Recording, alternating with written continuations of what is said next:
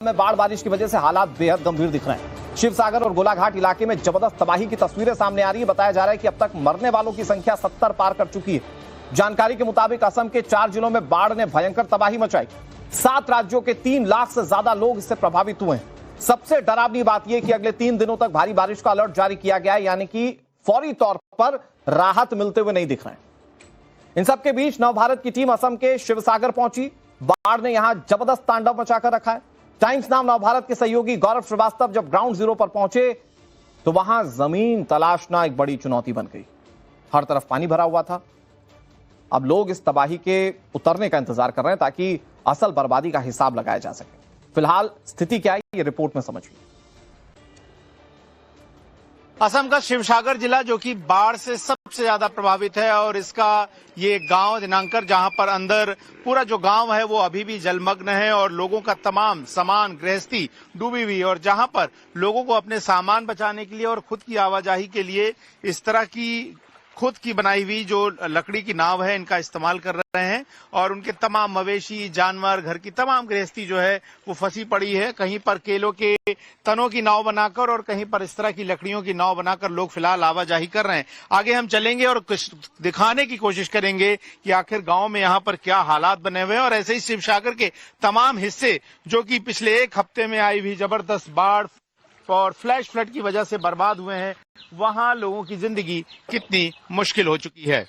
तो इस वक्त हम हैं शिवसागर जिले में। शिवसागर जो है नागालैंड से आए फ्लैश फ्लड के बाद असम का सबसे ज्यादा बाढ़ प्रभावित इलाका है और पिछले 1 हफ्ते में यहाँ पर जितने जान और माल की हानि हुई है उसका पता जो है वो अभी तक सरकार लगाने में जुटी हुई है।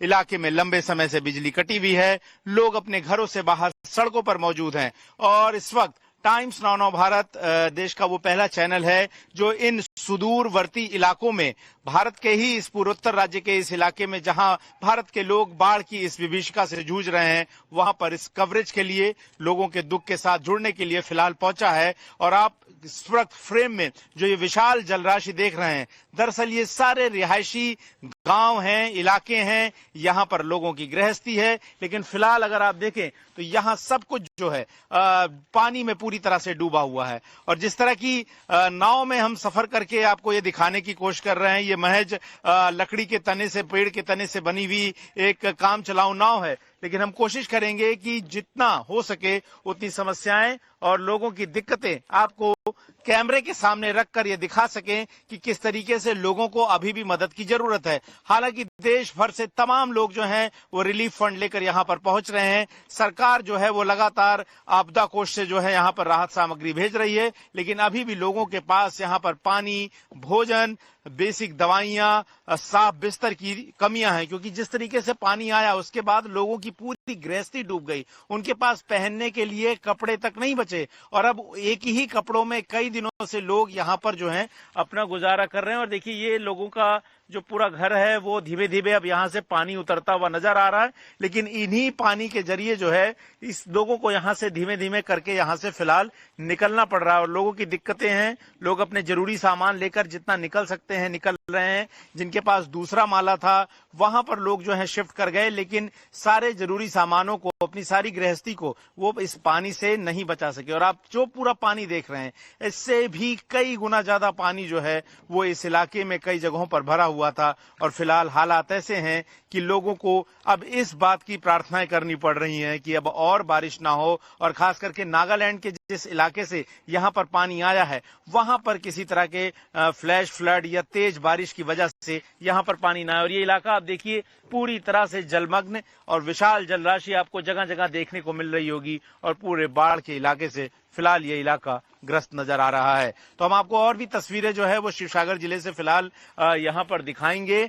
और ये जो गांव है ये पूरा बसा हुआ गांव है, लेकिन लोगों को जितना नुकसान हुआ, वेदबाड़ी गांव जो है ये वहां पर लोगों का नुकसान जो हुआ है वो साफ साफ फिलहाल तस्वीरों में नजर आ रहा है। तो अभी हम जिस इलाके की ओर जा रहे हैं हम आपको दिखाएंगे कि किस तरीके से इतने दिनों बाद भी इस पूरे इलाके में जो पानी है वो आकर जमा हुआ है और लोगों को डर है कि अगर और बारिश हुई, जैसा कि कल रात में भी बारिश हुई, तो पानी का जो स्तर है वो और बढ़ सकता है। और मैं आपको आबादी की तरफ ले जा रहा हूं। जहां पर हम चल रहे हैं ये भी दरअसल कोई तालाब नहीं है, ये दरअसल जो है ये चावल की खेती का हिस्सा है।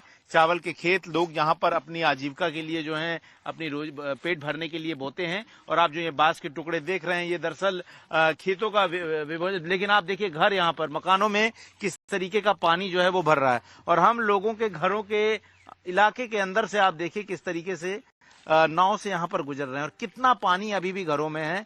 लोगों की पूरी गृहस्थी सामान डूबकर इसी में सड़ रहा है, बर्बाद हो रहा है। और यहाँ के लोगों ने उम्मीद नहीं की थी कि अचानक से नागालैंड से आया फ्लैश फ्लड और वहां हुई अतिवृष्टि और बादल फटने की घटना के बाद इस तरह के हालात बन जाएंगे। लेकिन देखिए, ये देखिए लोगों के घर, इधर तस्वीर दिखाइए। और हमारे विजय कार्तिक जी जो हैं वो देखिए ये तस्वीर आपको लगातार जो दिखा रहे हैं वो दिखाता है कि असम के 4 जिलों में खास करके बाढ़ की बीच का। इधर देखिए लोग किस तरीके से सामान लोगों ने अपना बचा कर रखा हुआ है जो उनके पास मवेशी। और ऊपर छतों पे देखिए, छतों पर लोगों ने अपना इंतजाम किया है।